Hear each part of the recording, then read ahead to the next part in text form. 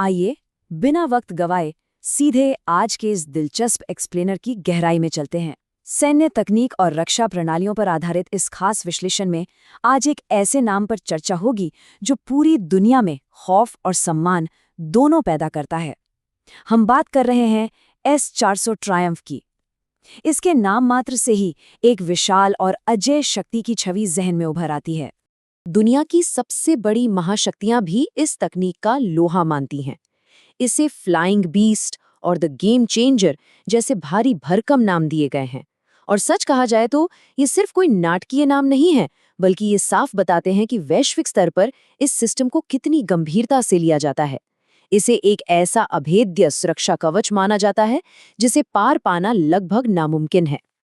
और यहीं से एक सबसे बड़ा सवाल खड़ा होता है, क्या ये वाकई दुनिया का सबसे खतरनाक और सबसे आधुनिक एयर डिफेंस सिस्टम है?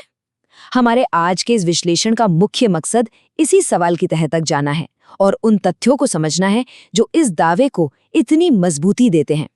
इस बेहद जटिल सैन्य हार्डवेयर को आसानी से समझने के लिए हम इसे 5 स्पष्ट हिस्सों में बांटेंगे।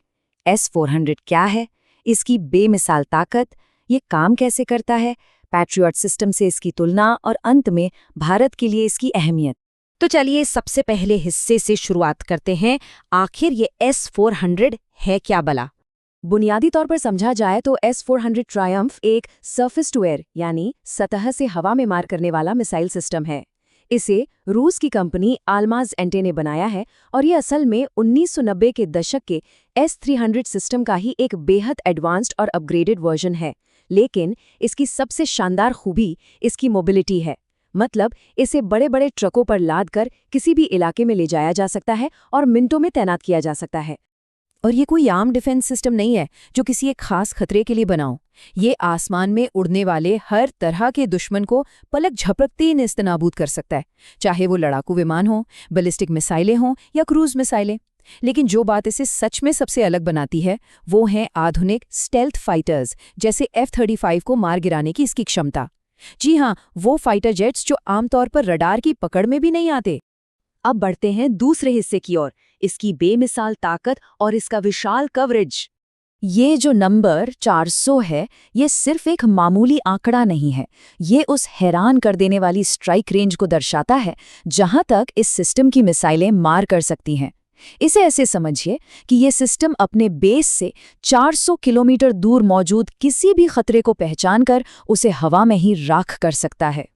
और अब 400 के बाद इस एक और बड़े आंकड़े पर गौर करते हैं, 600। ये इसके शक्तिशाली रडार की स्कैनिंग रेडियस है। 600 किलोमीटर के विशाल दायरे में उड़ने वाली कोई भी परिंदा या मशीन इसके रडार की नज़रों से बच नहीं सकती। ये हर छोटी बड़ी गतिविधि को बारीकी से ट्रैक करता है। इन अलग अलग रडार और मिसाइल रेंजों को मिलाकर एक ऐसा मल्टी लेयर यानी बहुस्तरीय डिफेंस तैयार होता है जिसे चकमा देना लगभग नामुमकिन है। एक ही यूनिट से 40 किलोमीटर से लेकर 400 किलोमीटर तक की अलग अलग मिसाइलें दागी जा सकती हैं। सबसे हैरानी की बात यह है कि ये एक साथ 100 से ज्यादा लक्ष्यों को ट्रैक कर सकता है और एक ही समय में 36 अलग अलग निशानों पर अचूक वार कर सकता है। ये वाकई में एक अभेद्य ढाल है। चलिए अब तीसरे हिस्से की तरफ बढ़ते हैं। ये पूरा सिस्टम काम कैसे करता है? आइए इस रोमांचक प्रक्रिया को डिकोड करते हैं। इस पूरी तकनीकी प्रक्रिया को 3 बेहद तेज और सटीक कदमों की एक कहानी की तरह समझा जा सकता है। पहला कदम, रडार लगातार आसमान को स्कैन करके खतरे का पता लगाता है। दूसरा कदम, जैसे ही खतरा रडार पर दिखता है, सेकंडों के भीतर कंट्रोल सेंटर उसकी गति और दिशा का आकलन करता है। और तीसरा कदम, बिना एक पल भी गवाए तुरंत इंटरसेप्शन के लिए मिसाइल लॉन्च कर दी जाती है। और जब ये मिसाइल लॉन्च होती है तो उसकी रफ्तार अकल्पनीय होती है। मैक 14, जी हाँ, 17,000 किलोमीटर प्रति घंटे की खौफनाक रफ्तार से ये मिसाइल अपने लक्ष्य की ओर झपटती है। इतनी भयानक तेज गति के सामने दुश्मन के विमान या मिसाइल के पास दिशा बदलने या भागने का तो सवाल ही पैदा नहीं होता। इस तकनीकी ताकत को एक निष्पक्ष भू राजनीतिक नजरिए से देखने के लिए अब चौथे भाग में हम रूसी S-400 की तुलना अमेरिका के मशहूर पैट्रियट सिस्टम से करेंगे। दोनों प्रणालियों के बीच का तकनीकी फर्क इन आंकड़ों से बिल्कुल साफ हो जाता है। अगर रेंज की बात करें तो जहां पैट्रियट PAC-3 की रेंज 160 किलोमीटर है, वहीं S-400 की रेंज 400 किलोमीटर है। और सबसे बड़ा फर्क डिप्लॉयमेंट टाइम यानी तैनाती के समय में दिखता है। S-400 को सक्रिय होने में सिर्फ 5 से 10 मिनट लगते हैं, जबकि पैट्रियट को पूरी तरह तैयार होने में 25 से 30 मिनट का समय चाहिए होता है। युद्ध के मैदान में ये 20 मिनट का अंतर बहुत बड़ा साबित हो सकता है। इन्हीं बेजोड़ तकनीकी खूबियों और लचीलेपन का कूटनीतिक दुनिया में एक बहुत बड़ा असर देखने को मिला है।